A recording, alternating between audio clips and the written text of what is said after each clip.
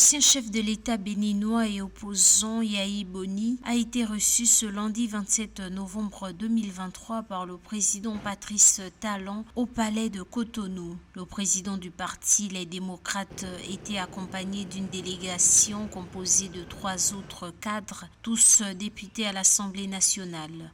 Au cœur des échanges entre Patrice Talon et les responsables du principal parti d'opposition, la question des détenus et exilés politique.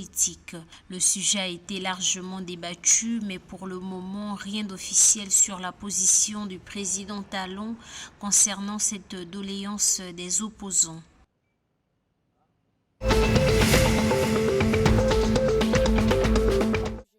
La 9e édition du Forum international sur la paix et la sécurité en Afrique s'est tenue du 27 au 28 novembre 2023 à Diamniadio, à 30 km de Dakar, la capitale.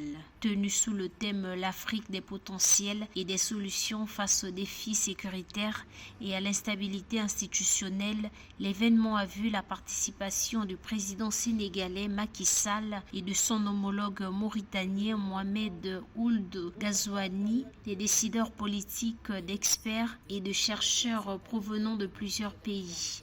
Dans son discours, le président sénégalais a souligné que le thème de cette édition met en lumière les contrastes de l'Afrique, un continent riche par un immense potentiel qui aspire à l'émergence et au développement, mais secoué par de violences terroristes, l'insécurité et l'instabilité institutionnelle.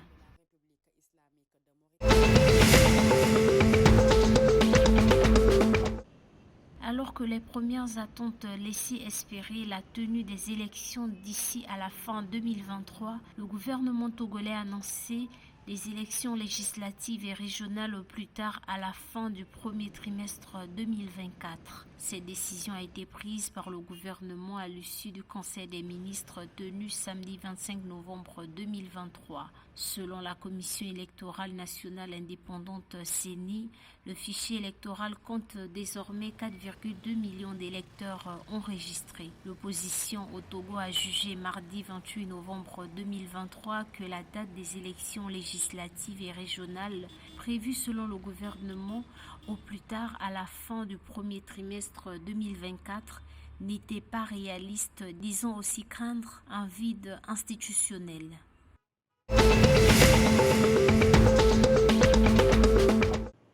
Afin de faciliter la lutte contre le terrorisme, un couvre-feu de 3 mois a été instauré dans les départements de Lankoué et de Kiambara dans la province du Sourou, au nord-ouest du Burkina Faso. Durant la période du couvre-feu, la circulation des personnes et des biens est interdite de 18h à 6h du matin dans les départements de Lankoué et de Kiambara. Depuis 2015, l'insécurité dans ce pays d'Afrique de l'Ouest a coûté la vie à de nombreuses personnes et a fait des milliers de déplacés.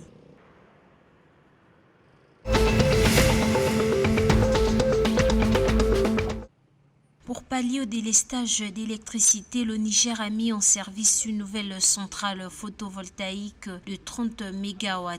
Équipée de plus de 55 000 panneaux solaires, cette centrale est la plus grande infrastructure énergétique solaire jamais réalisée au Niger. La centrale a coûté 20 milliards de francs CFA et a été financée notamment grâce à un prêt de 15,5 milliards de francs CFA auprès de l'Agence française de développement et d'un don de 3,5 milliards de francs CFA de l'Union européenne. Depuis 4 mois, la quasi-totalité des quartiers de Niamey, la capitale, subissent d'importants délestages d'électricité car le Nigeria ayant arrêté d'en fournir au Niger en réaction au coup d'État militaire dans le cadre des sanctions imposées par la CEDEAO.